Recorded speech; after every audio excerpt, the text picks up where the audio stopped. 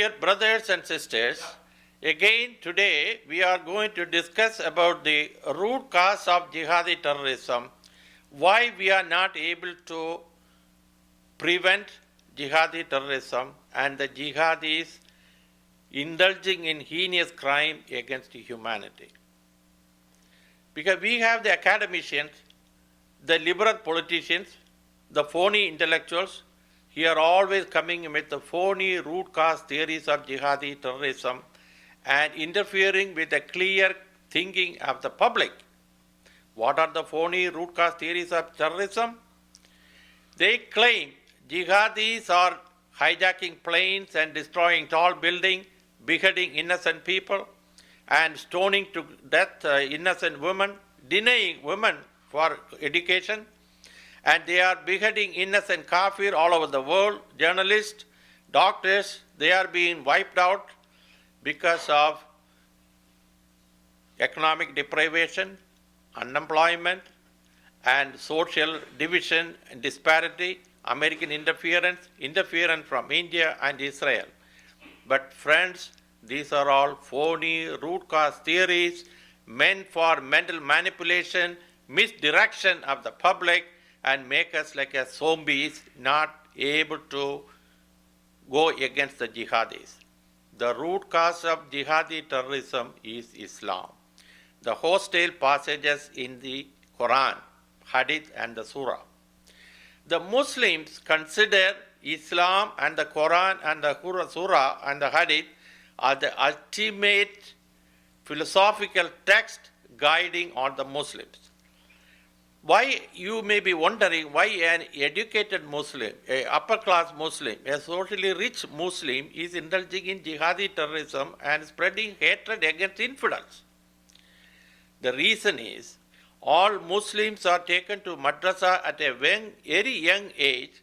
They are indoctrinated or brainwashed with the hate-spreading passages of the Quran through rote learning.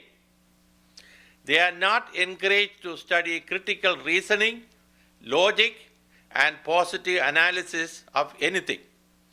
So this indoctrinated doctrine is implanted in the brain at a very young age, and it becomes a permanent part of their mindset when they are educated or socially very upward. The mindset is permanent. So this hatred is permanent. They may be well educated, they may be rich, they may be businessmen, they may be employed as a professional, but the hatred against infidel is permanent. It is constant. If you study Quran, you will understand 61% of the Quranic passages talk about hatred against infidels or kafir. 19% of the passages in the Quran talk about terrorizing or attacking or killing non-Muslims. Only 2% of the Quranic verses talks about interrelationship and pathway to God. But how can we say such a religion is encouraging people for a transcendent living? Basically, Islam is against democracy, freedom, critical thinking, coexistence, and religious tolerance.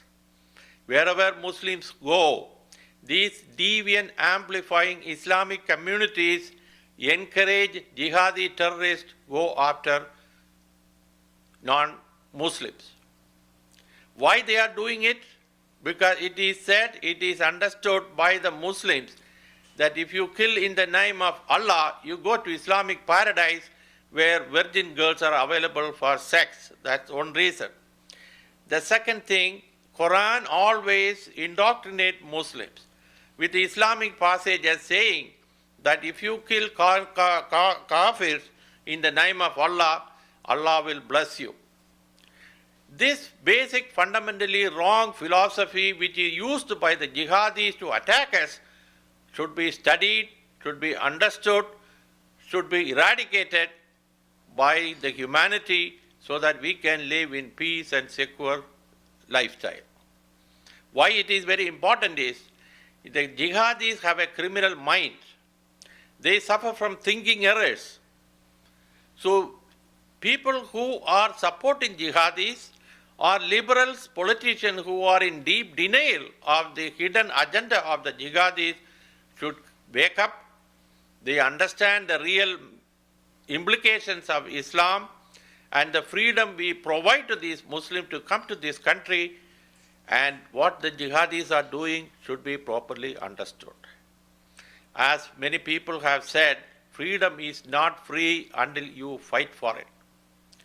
These jihadis, they are coming into our community, they exploit our freedom, they exploit our civil law to make us unfree. The freedom should not be provided to Muslims to come here as an immigrant or on any reason to establish madrasas in our community and indoctrinate our children and their children to become jihadis and preach hatred. Wherever they go, they carry the hatred message against us. Is it not time to stop this nonsense? Is it not time to preserve our freedom and dignity and democracy for us and for the next generation and for the grandchildren yet to be born in this country? If we deny this, if you are in deep denial, or if you suffer from indifference, believe it or not, we will be wiped out and we will not be able to protect our life and liberty and our lives. 8 minutes have gone.